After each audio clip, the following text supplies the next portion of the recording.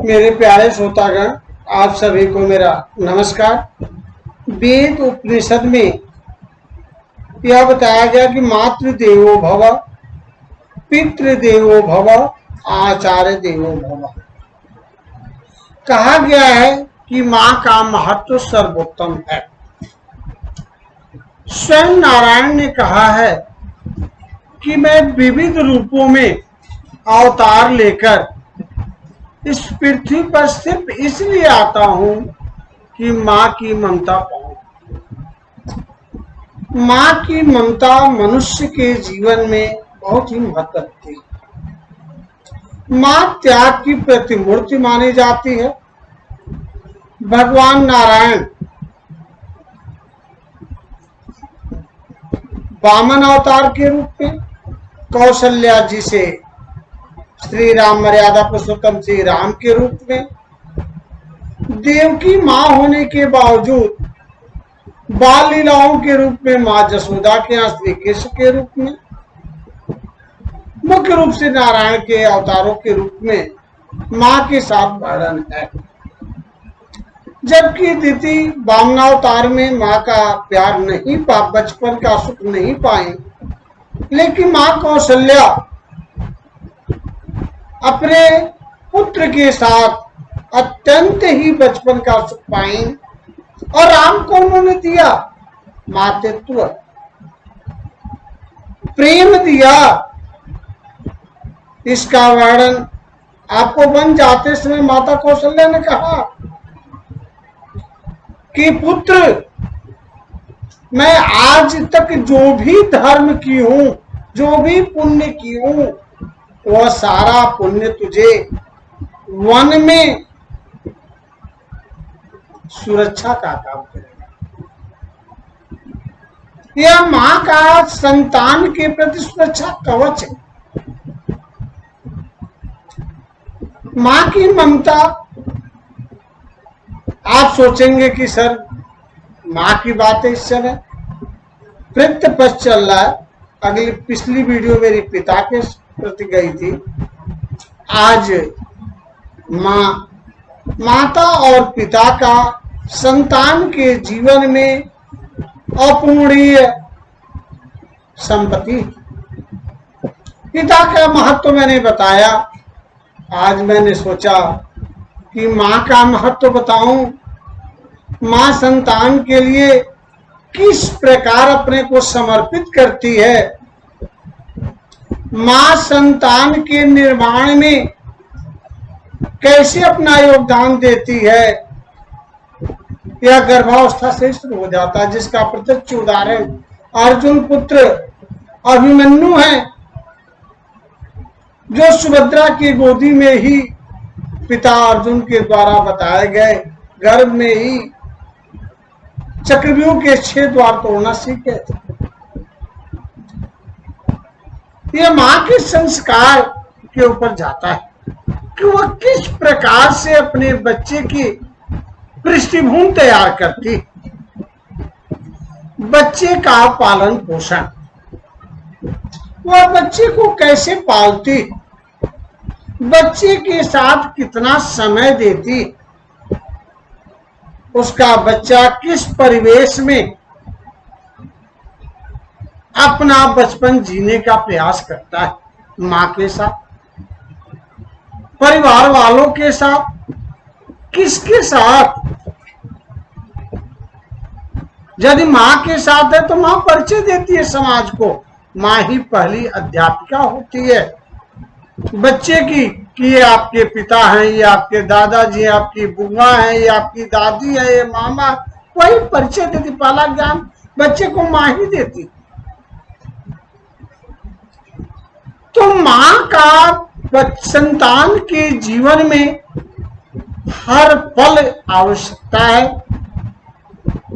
और वो सृजन करती है। त्याग की प्रतिमूर्ति इसीलिए मानी जाती है। प्रारंभिक शिक्षा मैंने बताया आपको। अब आता है बच्चे का शुद्ध आचरण देना। मां का व्यक्तित्व बच्चे के जीवन पर पड़ता है। माँ बड़ों से कैसे बात करती है? आप करके बात करती है कि तुम बात करती है कि लड़ती रहती है, झगड़ती रहती है? यदि माँ सुबह उठकर अपने बड़ों को प्रणाम करती है तो बच्चा भी उठकर सुबह बड़ों को प्रणाम करेगा। माँ आप करके बात करती है तो बच्चा भी आप करके बात करेगा। माँ बड़ों को सम्मान देती है, उन्हें खिलाकर खाती है, बच्चा भी यह कोशिश करेगा कि मेरी माँ ऐसे कर रही है, काम अच्छा है। माँ भोजन को प्रणाम करके तो दिव्यम वस्तु गोविंदम प्रणाम करती है, बच्चा भी भोजन को प्रणाम करके खाए। यह प्रारंभ शुद्ध आचरण के ऊपर निर्भर करता है। माँ बच्चे का चरित्र निर्माण कैसे करती है? तो बचपन में उसे कहानी सुनाकर। कैसी कहानी सुनाती है? नीति परक। जैसे महात्मा गांधी बचपन में सत्यवादी हरिश्चंद्र की कहानी सुने और उनके जीवन में बड़ा प्रभाव, जीवन भर सत्य का बोलना। तो हम बच्चे को कैसी बातें सुनाते हैं? राम की कहानी सुनाएंगे, कन्हैया की कहानी सुनाएंगे, ऋषि मुनियों की कहानी सुनाएंगे, दधीची की, अगस्त की, अर्जुन के पराक्रम की। तो बच्चे के अंदर अच्छे गुण पड़ेंगे, नहीं वही अमिताभ बच्चन की, डाकुओं की, खड़क सिंह की, सुजान सिंह की, राम सिंह की, शेर की। तो बच्चे क्या होंगे? बच्चे उसी उग्र स्वभाव के होंगे। तो हमें मां को के व्यवहार का बच्चे के जीवन पर बहुत अधिक प्रभाव पड़ता है। आगे आते हैं, बच्चे के प्रत्येक कार्य को मां को देखना चाहिए। इसके बारे में एक छोटी सी कहानी आती है कि दो बच्चे स्कूल गए, पड़ोस के ही। दोनों बच्चों ने एक एक पेंसिल लेकर घर आए। एक की माँ उसका बैग चेक की तो देखिए कि अधिक पेंसिल है। बेटे कहां से लाए? स्कूल से लाया। क्यों, तुम्हारी पेंसिल है? नहीं है। क्यों ला रहे? माँ ने बच्चे को डांटा, समझाया बेटा दूसरे के सामान को नहीं लेना चाहिए, या कल ले जाकर वापस कर देना, बुरी बात है दूसरे का सामान लेना। बच्चे ने अगले दिन वापस कर दिया और फिर वह गलत काम नहीं किया। माँ रोज उसका ध्यान रखती थी। पढ़ लिख कर वो आगे चलकर अफसर बना, दरोगा बना। दूसरी माँ ने, बच्चे की माँ ने बैग नहीं चेक किया, पेंसिल लाया, अगले दिन 2 पेंसिल लाया। उसके बाद किताब कापी लाने लगा, बड़ा होकर नंबर 1 का चोर बना। ये मां के कर्तव्य का है। ये प्रारंभिक उसके प्रत्येक कार्य पर देखा तो मां करती है। ये मैं नहीं कहता कि मां अपनी जिम्मेदारी से विमुख हो जाती है, मां करती है। लेकिन हमें क्या करना है, या आगे इस पर हम चर्चा करेंगे। पहले मां की ममता कैसे छलकती है बच्चे के ऊपर, ये आपको दिखा रहा हूं। आगे आता है कि मां के देखे, ध्यान दे कि बच्चे के हमारे संगी साथी कैसे, बच्चों के साथ मां रहे, उनके हर प्रश्नों का जवाब दे, उनसे बातें करे, उनकी समस्या का निदान करे। मुंशी प्रेमचंद की कहानी नादान दोस्त है, जिसमें 2 भाई बहन हैं, श्यामा और केशव। देख रहे हैं कि रेक पर चिड़िया अंडे दी है। उन दोनों बच्चों के अंदर प्रश्न उठता है कि अंडे आखिर नीचे होंगे, कैसे होंगे, कितने बड़े होंगे, उनको चुभ रहा होगा, उन्हें भूख लग रही होगी, धूप लग रही होगी। वो अंडे को लेकर परेशान है। माँ के पास गए, माँ से पूछे। माँ घर के काम में लगी है, बच्चों की समस्या उसे नहीं समझ पा रही, डांट के भगा, जाओ पिताजी से पूछ लो। पिताजी आए, ऑफिस से आए और घर में बैठकर पेपर पढ़ रहे, थके हारे आए हैं, पेपर पढ़ रहे। उनके पास बच्चे गए, बच्चे को डांट पड़ी, वो माच पड़ी।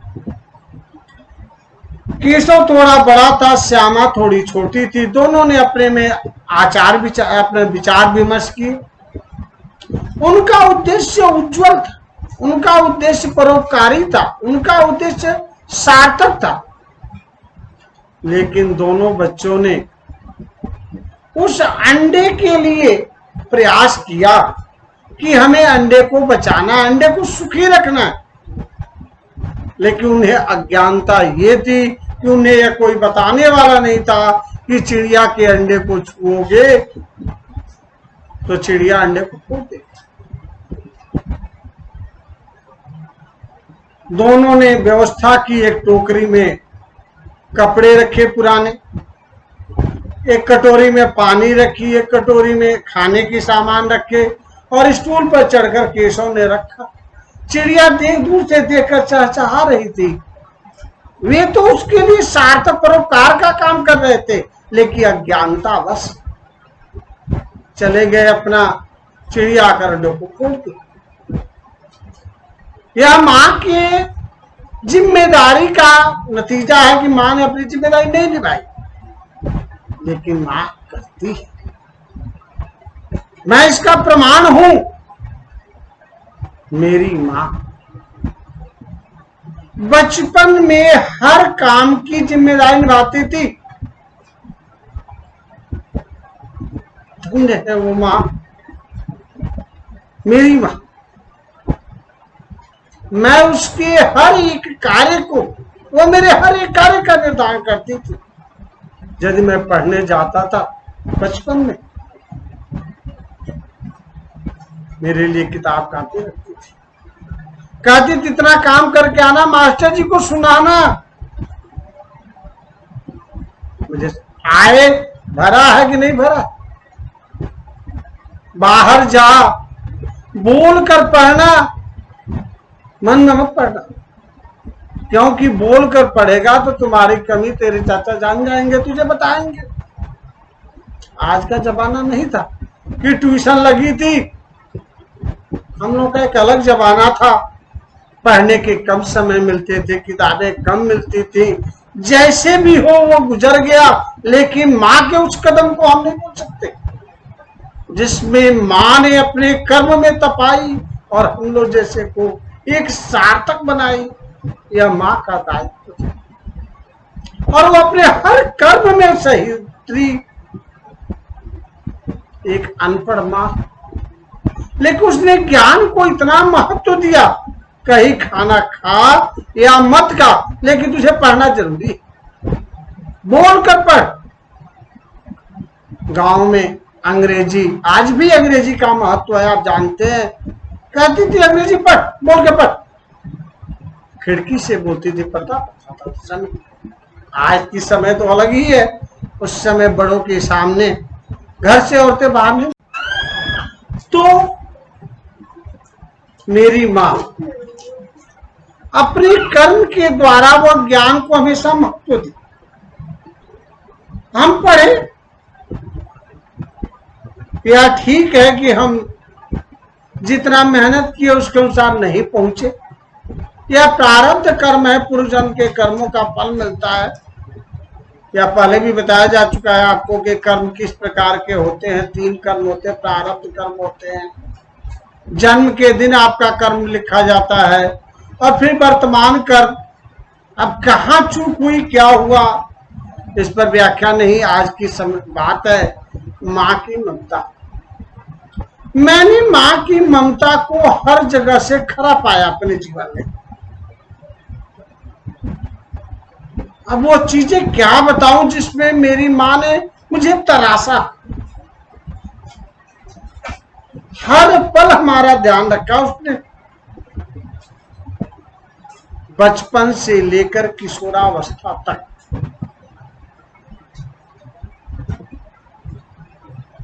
वह स्थिति में देख चुका हूं कि मां अपने आप को शून्य कर देती और शून्यता पर जो भी है पुत्र के लिए, संतान के लिए समर्पित कर दो। और बेचारी उसी दरमियान अपने आप को काफी कमजोर कर ली। पौष्टिक आहार से वंचित हो गई। वह उतना ही ग्रहण की जितने से जान चल सके, प्राण चल सके, और अपना गृहस्थ जीवन जीते हुए शारीरिक कमजोर। अब आगे हम संतान का कर्तव्य हमने क्या किया, लेकिन मां की ममता का प्रत्यक्ष उदाहरण मैं हूं। बहुत लोग हैं,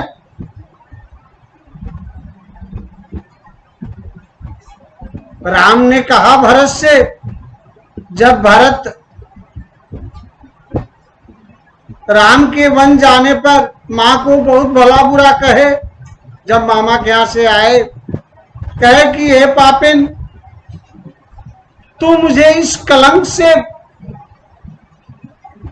देने के लिए, कलंक हमारे ऊपर लगाने से पहले मुझे जन्म देते ही क्यों नहीं मार दी? तूने इक्ष्वाकु वंश पर कलंक लगा दिया, मैं आजीवन तुझे मां नहीं कहूंगा। जब राम लौटकर आए और देखे कि भरत अपनी मां से बात नहीं कर रहे, राम ने भरत से कहा, भरत, मां कैसी भी हो, मां सर्वोत्तम है, सर्वश्रेष्ठ है, मां से बढ़कर इस संसार में कोई नहीं है। मां की ममता से बढ़कर इस संसार में कोई नहीं है, इसलिए मां को बुरा कभी मत करना। मां के बारे में बुरा सोचना ही सबसे बड़ा पाप है, कहना तो दूर की बात है। इसलिए मेरे बच्चों, मेरे श्रोतागण, यदि आप सबके पास मां हो तो आप बड़े भाग्यशाली हैं। मां का नित्य दर्शन करना, मां के चरणों का रज लेना, प्रणाम कर लेना, भगवान के दर्शन से भी बढ़कर है। भगवान को हमने प्रत्यक्ष नहीं देखा, उनकी प्रतिमा देखी, लेकिन भगवान के जो दो रूप, माता और पिता हैं, यदि उनका हम वास्तव में आदर सत्कार करते हैं, हम बच्चे हैं तो आदर करें, बड़े हो गए तो उनका सत्कार करें, सेवा करें, तो हमें पूजा करने की कोई आवश्यकता नहीं। रामचरित मानस में कहा गया है कि जस करनी तस भोगं तात नरक जात नरक। अरे हम कर रहे हैं, जैसा हम करेंगे हमारी संतान भी देख रही है, वो भी हमारे साथ करेगी, इसमें कोई दो राय नहीं। लेकिन आज की संतान तो भैया करो या न करो, वो आज भी वो आदमी भाग्यशाली है जिसकी संतान सुबह उठकर अपने माता पिता को प्रणाम करती है, अपने माता पिता से पूछकर कोई कार्य करती है।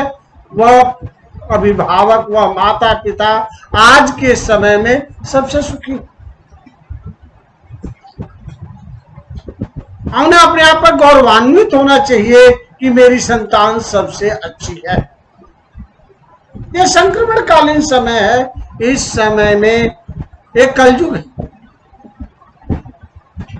इसमें परंपरा का निर्वाह होना यदि हो रहा है तो बहुत ही अच्छा है, होना चाहिए। आगे हम देखते हैं मां का त्याग। मां अपने संतान के लिए कितना बड़ा त्याग करती है, इसके लिए एक छोटी सी कहानी आती है। एक मां एक बच्चे को जन्म दे रही है, बच्चा एक आंख से काना है।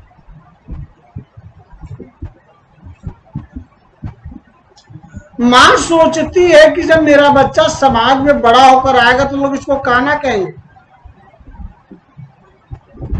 क्यों न मैं अपनी एक आंख अपने बच्चे को दे दूं, मैं कानी कहलाऊंगी, यह मुझे स्वीकार है, लेकिन मेरी संतान काना कहलाए यह मुझे स्वीकार नहीं।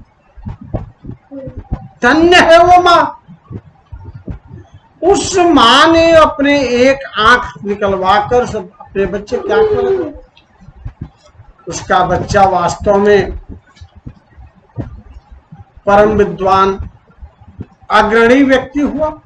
आगे चलकर मेहनत करके जब वो 7वीं 8वीं 9वीं 10वीं क्लास में पहुंचा तो उसकी माँ उसे पिताजी उसके नहीं थे, कुछ समय बाद गुजर गए। वही उसका लालन पालन करती थी। लेकिन जब वो 10वीं तक गया उसकी माँ उसे खाना पीना लेकर लंच लेकर स्कूल जाने लग गई तो लोग कहते तेरी माँ कामी है। उस बच्चे को अपने माँ पर घृणा होती थी और वह घृणा यहाँ तक बढ़ गई कि बच्चा जब अफसर बना तो वह परिचय नहीं कराता था। एक दिन उसकी माँ अपने बच्चे के कोई भी यदि पौधा लगाता है माली और वह पौधा खिलता है तो बहुत ही प्रसन्न होता है। वैसे ही माता पिता अपनी संतान को जब सर्वोत्तम पद पर देखते सुनते तो चाहते हैं कि एक बार मैं भी देखूं कि मेरा लल्ला मेरी संतान अपने पद पर कितना सुंदर लग रहा है। पहुंच गई देखने के लिए। वह नहीं बताना चाह रहा था लड़का कि ये मेरी माँ है, लेकिन माँ ने कही कि ये मेरा बच्चा। हर अधिकारी का एक चैम्बर होता है, उस चैम्बर में माँ को बुलाए तो कहे माँ क्यों आई। माँ को उन्होंने अच्छी तरह से डांट डपट लगाई। माँ बेचारी घर आई।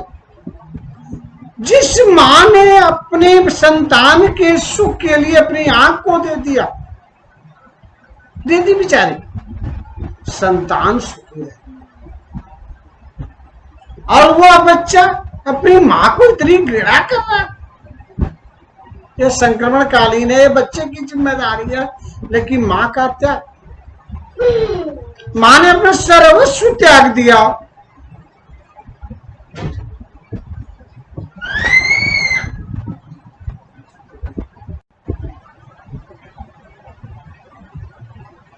वह माँ जब वहां से वापस घर आई तो संदूक में माँ के पास तो कुछ था नहीं। बेचारी बच्चे के पालन पोषण में ही सब खर्च कर दी थी। एक कागज पर लिखी कि बेटा तू जन्म के समय काना था, मैं अपनी एक आंख देकर मैं कानी बनी तुझे सुख देने के लिए और तू मुझे इतना अपमानित किया। वह बच्चा माँ उसके बाद प्राण त्याग दी। बच्चा जब घर वापस आया लोगों के कहने से अंतिम संस्कार किया और लालच में बक्सा खोला तो बक्से में देखा उसकी सच्चाई पता चली।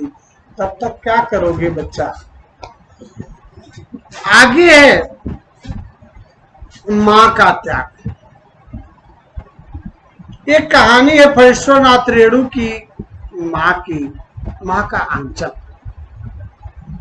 फणीश्वरनाथ रेणु ने बताया है अपनी इस कहानी में, आप उसे पढ़ें। मैं पढ़ा हूं, देखा, पढ़ाया भी हूं। पिताजी भोलानाथ को खिला रहे हैं, भरपेट खिला लिए। तब माँ उसे बच्चे को पकड़ती, कहती है बाप क्या जाने बच्चा कैसे खाता है। माँ बच्चे को थाली में लाकर थाली के बगल में बैठाती है। 10 कौर मतलब होता है एक बाइट। आपने जो आजकल इंग्लिश में नया पैसा ना बाइट चला है, रख देती है। कौवे का है, मामा का है, नाना का है, चाचा का है, कबूतर उड़ और करके बेटे को भरपेट खिलाती है। हर तरह से भोलानाथ का पालन पोषण हो रहा है। एक दिन की बात है, भोलानाथ अपने मित्रों के साथ खेलने गए हैं। गांव का माहौल है, अरहर सरसों गेहूं की फसलें कटी हुई है। गर्मी का थोड़ा बहुत मौसम है, सख्त है।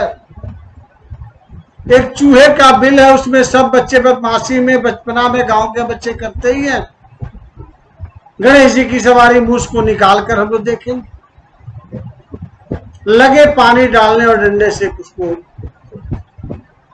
लेकिन गणेश जी की सवारी के जगह पिताजी भोले शंकर के नाग देवता उसमें से निकले। जब बच्चों ने देखा कि नाग देवता भागन वालों का मैदान, सारे बच्चे प्राण बचाकर भागने लगे।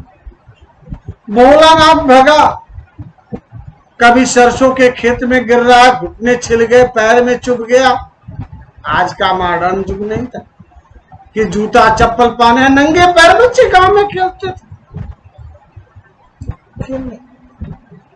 सरसों की जड़ चुभी तो कहीं अरहर चुभी, लेकिन उस समय वो दिखाई नहीं दे रहा था। जान बचे तो लाखों का भाग्य।